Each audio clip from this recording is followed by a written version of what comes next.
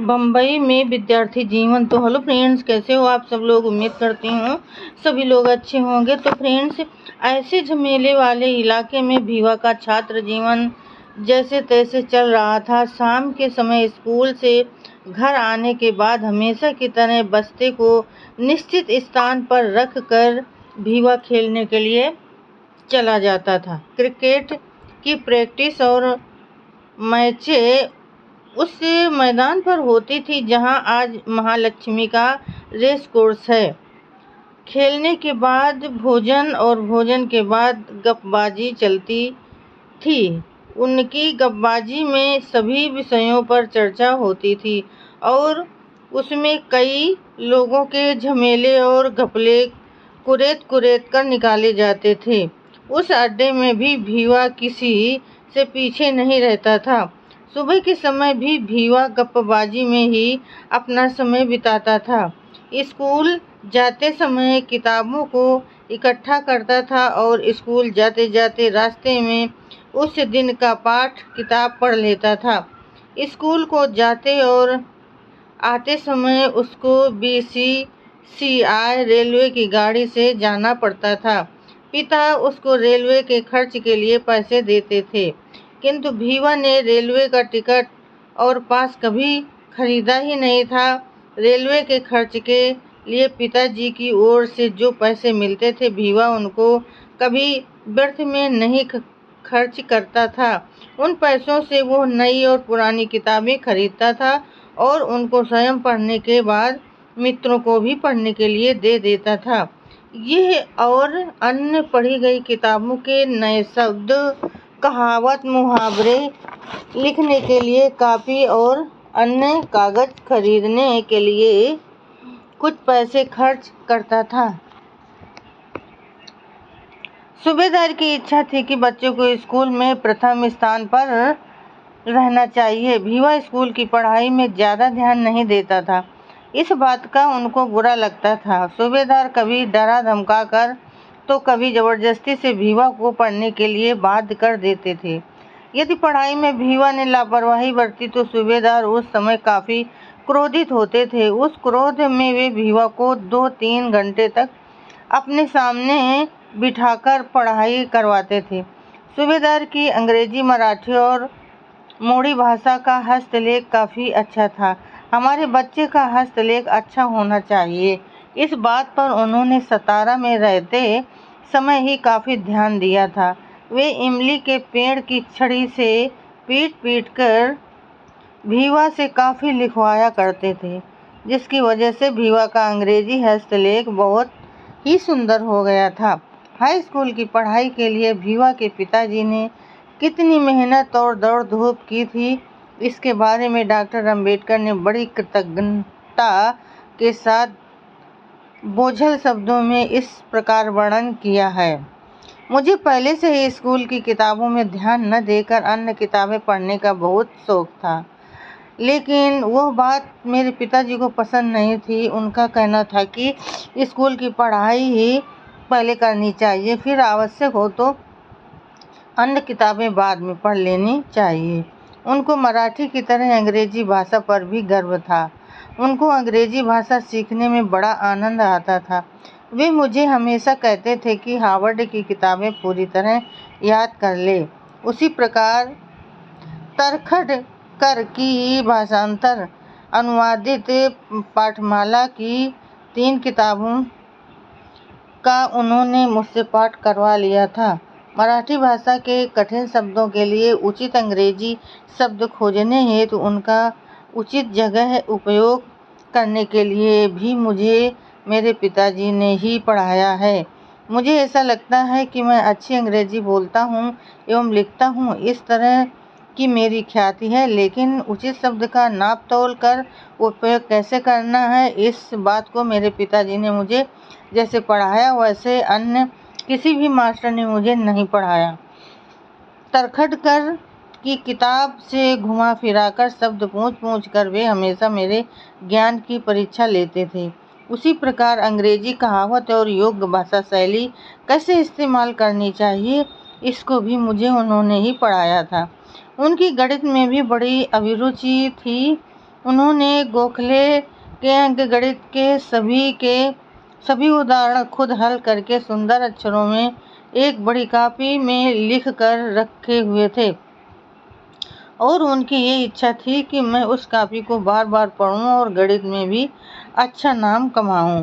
उसी प्रकार मुझे अच्छे अंक से पास होना चाहिए।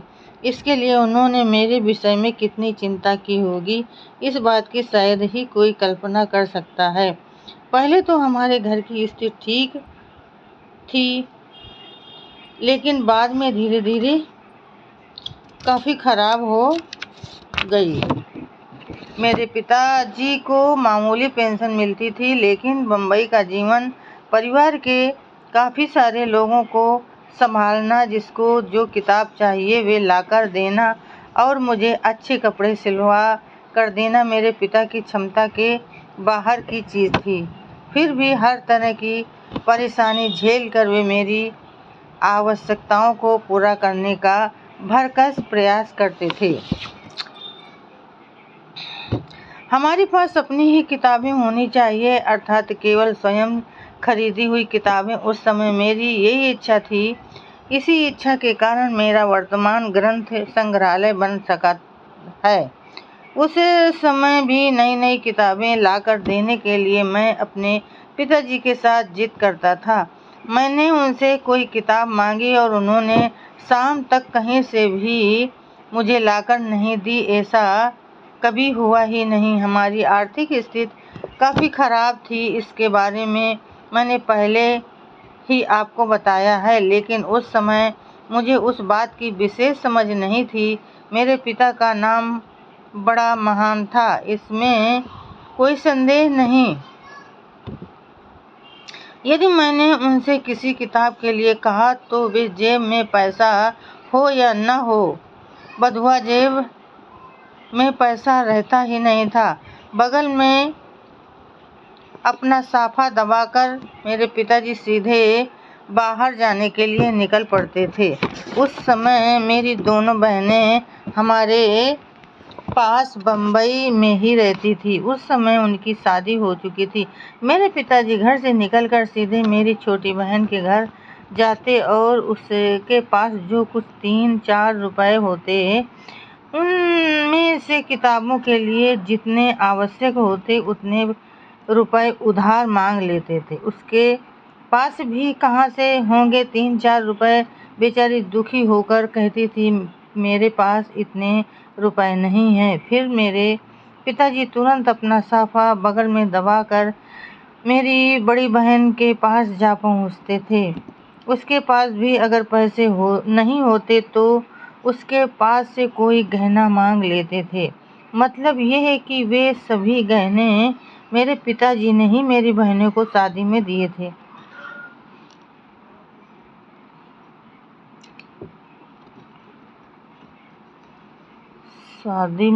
फिर भी उनकी ईमानदारी को देखिए। उस गहने को लेकर वे एक निश्चित मारवाड़ी के पास यहाँ जाते थे। उसके पास महीना भर के लिए उस गहने को गिरवी रखते और महीना खत्म होने के बाद पेंशन आते ही पिताजी पुनः उस मारवाड़ी के घर जाते और उस गिरवी रखे हुए गहनों को छुड़ा करके बहनों के पास पहुंचा देते थे। यही वजह थी कि जो मेरी बहनें भी पिताजी द्वारा गहना मांगने पर कभी भी इनकार नहीं करती थी। इसके लिए और भी एक कारण था। मेरी माँ एकदम मेरे बचपन में चल बसी थी। तब मेरी बुआ ने मुझे संभाला था। हमारी बुआ मेरे पिता से बड़ी थी, इसी कारण हमारे घर में उसकी बहुत धाक थी। मेरे पिता भी उसको बड़ा सम्मान देते थे। उसी की वजह से मैं बुआ का बहुत लाडला था। इसी कारण घर में मुझे कुछ बोलने की किसी की भी हिम्मत नहीं होती थी। उसका परिणाम ये हुआ कि मैं बहुत ही ज़्यादा लाडला बन गया था। मेरे सुख के लिए मेरे पिताजी कितनी परेशानी भोग रहे हैं और हर मुसीबत का किस तरह से मुकाबला कर रहे थे, इस बात की मुझे उस समय बिल्कुल समझ नहीं थी।